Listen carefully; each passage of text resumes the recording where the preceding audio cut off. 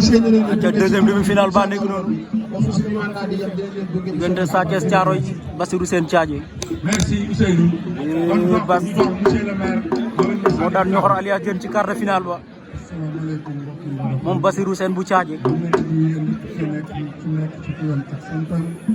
di jiital si nuyoo yi nekk le président du comité de lutte muy Mamadou Ndour mi nga xam ne tey ñëw na organisé maire nee na kontaan na si yéen torop ci biir loolu aussi dana muy gërëm le conseiller Ousseynou Thiongar mi nga xam ne moom lañ ko commission et til mu koy waaw ndeysaan te loolu xam naa ne yéen sax am waaw Sa Thiès jaay na ko xelu mag di la gërëm di sant tamit munoo daan Ñoxor alias Diène bug see teg Sa Thiès kon loolu dina garaaw de